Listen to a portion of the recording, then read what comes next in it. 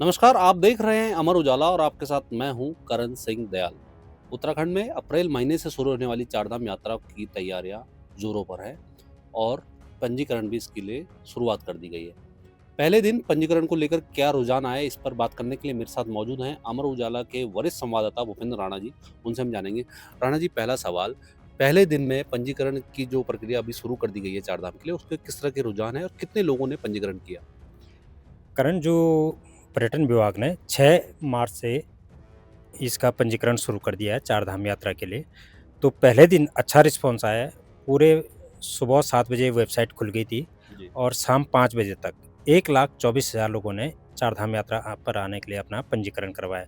और इसमें सबसे ज़्यादा जो अधिक पंजीकरण की संख्या रही वो केदारनाथ धाम के लिए रही। तो इससे माना जा सकता है कि जो हमारे चारधाम यात्रा, जो चारों धाम है, बद्रीनाथ, गंगोत्री, केदारनाथ, बद्रीनाथ धाम है, तो इनके प्रति यहाँ दर्शन करने के लिए कि श्रद्धालुओं में किस तरह का रुझान है।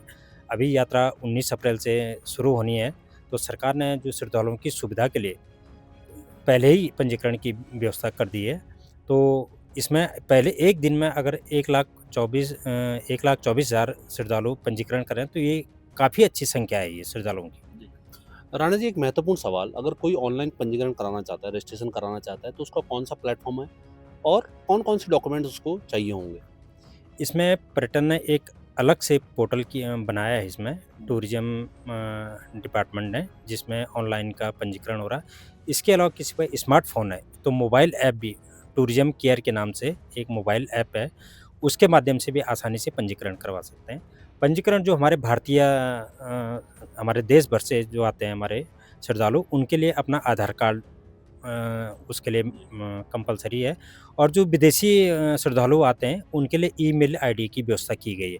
तो उससे आसानी से अपना जो है, आसानी से अपना पंजीकरण, यात्रा किस तिथि को जाना है, किस धाम में जाना है, तो उसमें अपना पूरा डिटेल भर के कितने लोग हैं, तो आराम से अपना पंजीकरण और मोबाइल नंबर ऐड करके अपना पंजीकरण करवा सकता है।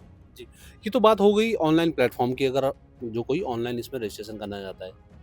उदाहरण के तौर पे अगर कोई व्यक्ति इस पूरे प्रक्रिया से जागरूक नहीं है या फिर वो इस्तेमाल नहीं करता है स्मार्टफ़ोन और ये सब, तो क्या ऑफ़लाइन की भी व्यवस्था है? अगर है, तो वो किस तरह से वो अप्लाई कर सकता है?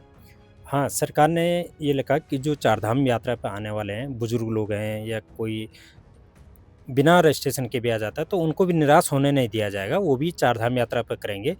और जो चारधाम उसके लिए, या किसी को जानकारी नहीं ऑनलाइन कैसा पंजीकरण करना है, या बुजुर्ग नहीं कर पाते हैं कई बार किसी बार, तो उनके लिए जो हमारे 17 अप्रैल से 19 अप्रैल से यात्रा शुरू हो रही है, तो 2 दिन पहले, जी। क्योंकि जो श्रद्धालु बाहर से कई राज्यों से आते हैं, तो वो पहले ही आना शुरू हो जाते हैं, तो उनके लिए ऑफ़लाइन पंजीकरण की व्यवस्था की गई है। तो इसके लिए हमारे जो हरिद्वार है, ऋषिकेश है और विकास नगर में है, यहाँ पे लगभग 50 काउंटर बनाए जाएँगे। जी।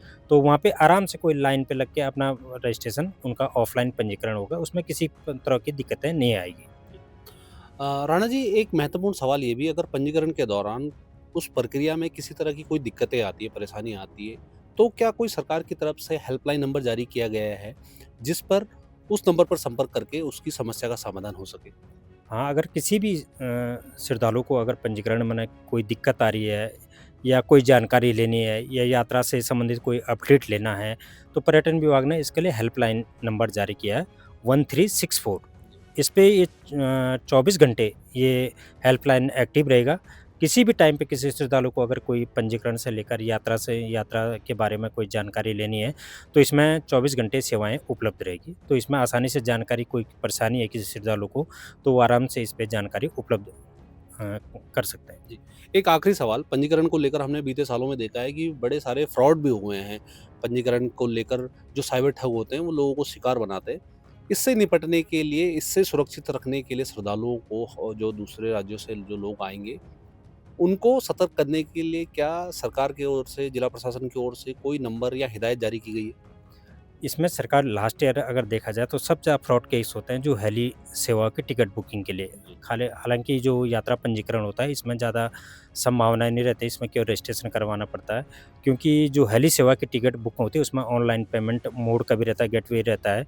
तो उसमें जब हेली सेवा की हमारी बुकिंग होगी, तो इसमें काफ़ी जो फर्जी वेबसाइट है वो एक्टिव हो जाती है। जी। तो टिकट के लिए हर कोई श्रद्धालु चाहता है कि भाई उसको जल्दी में उसका टिकट बुक हो जाए।